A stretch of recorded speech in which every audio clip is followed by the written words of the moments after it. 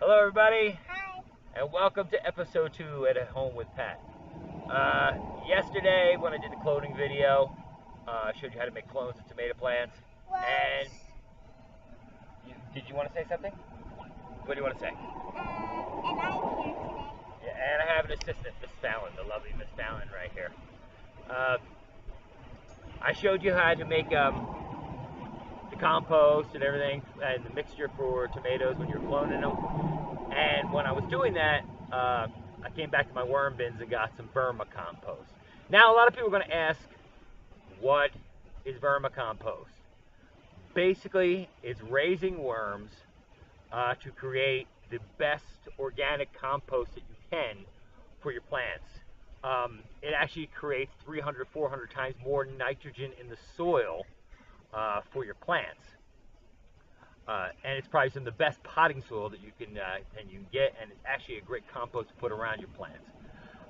Also, it reduces household waste, and it takes a quarter of the time that regular compost does. When you have a regular compost pile, it takes time for everything to break down and start to burn.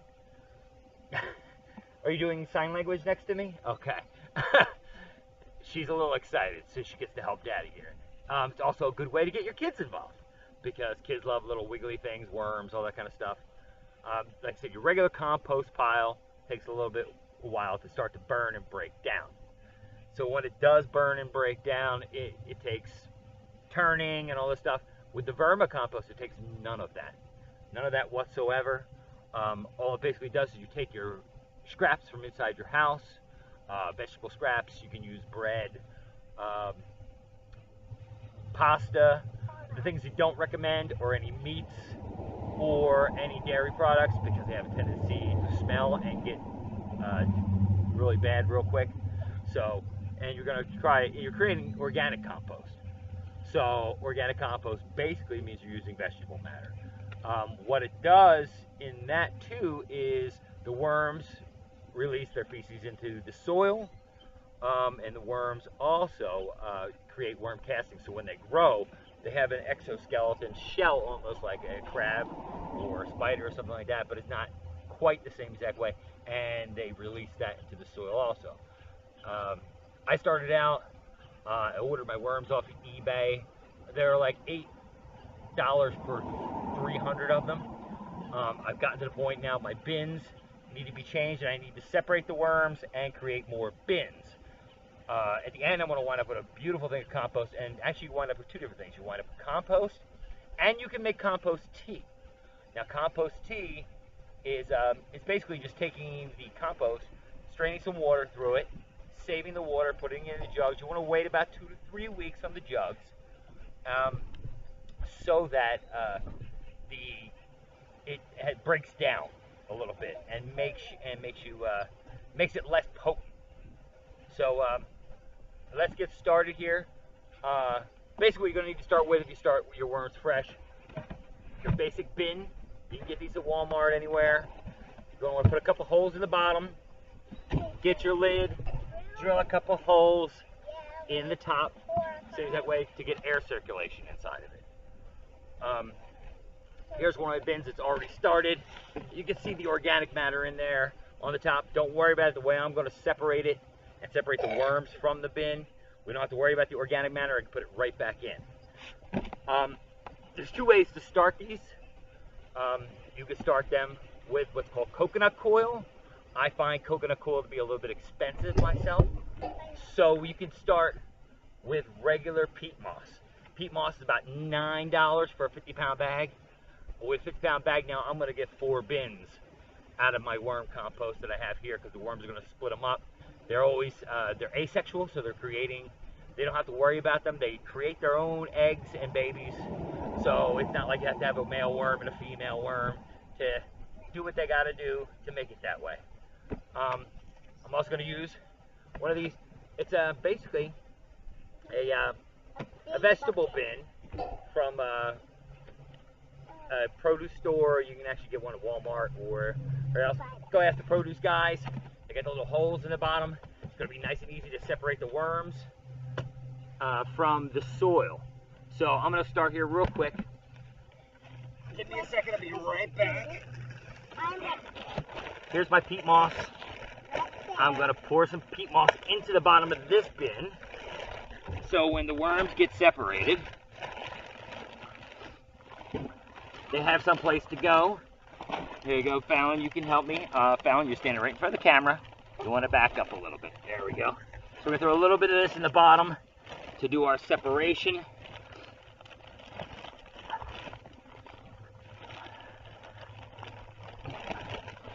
All right, we got a little bit in the bottom of it. We're gonna add more as time goes.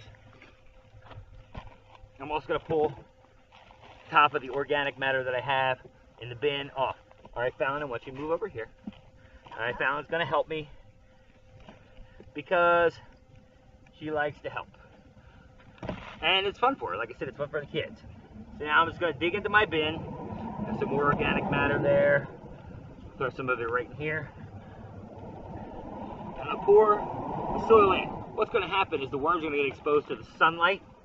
And when they get exposed to the sunlight, they are gonna go to the bottom of the bin and drop into the next bin. Makes it pretty simple. You're gonna find those holes. Oh, I got a worm. Yep. And Fallon will get a worm like that, and she can just pull it out, and she can throw it in the other bin.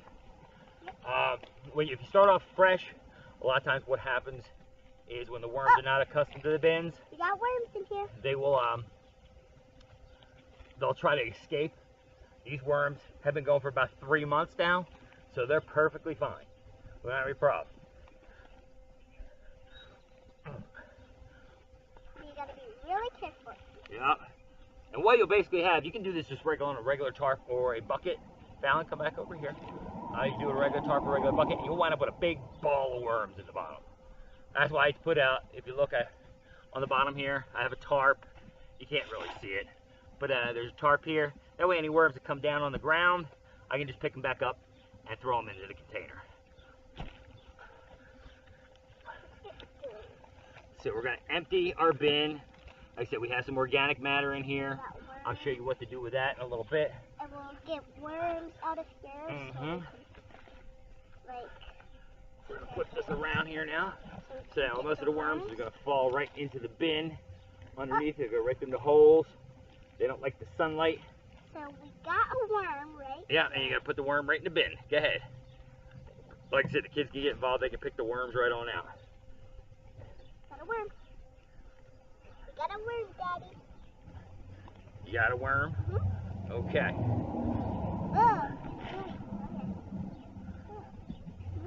See, guys? That's what a worm looks like.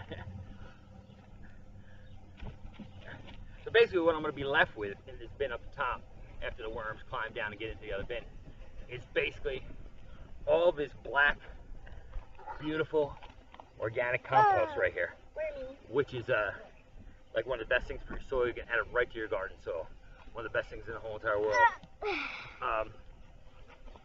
If you need other tips or information, I'm going to give you a couple things when you start your bins, how to set them up. The best way to do is to set them up and put some paper and some cardboard on top. The celluloid from the paper and the worms will eat that too. They will break it down. So it's another way to get rid of household waste. Everybody gets junk mail, plenty of letters, cardboard boxes laying around. Tear them up, throw them into the compost bin, let them break down. The worms will eat it, and then you have less waste. You're reducing your waste, and you're actually creating something that's good for you. So there's really no reason to complain about that whatsoever. I mean, you're creating your own compost, you're reducing household waste, and you're saving your environment. All the stuff isn't going back into a trash heap somewhere where it's going to have to take and break down with plastic bags and all the other stuff. I'll be probably making a part 2 to this to show you what's going on for the time being. When I get to that point, I will make part 2. This is just the start. The worms that you pretty much order are red wiggler worms. And this is what a baby looks like. Yeah, they're red wiggler worms. Pretty simple. And like I said, you can also use them for fish bait, which isn't a bad thing either. So you're creating more stuff for yourself to have fun with. All right, I'll talk to you guys in a little bit. I'll show you part 2 after we separate everything, how to make the compost tea, and how we're gonna, when the compost actually separates, how we're gonna get it. We're gonna store it in another bin, and how we create the new worm bins. All right, I'll talk to you in a little bit. We're gonna keep on working.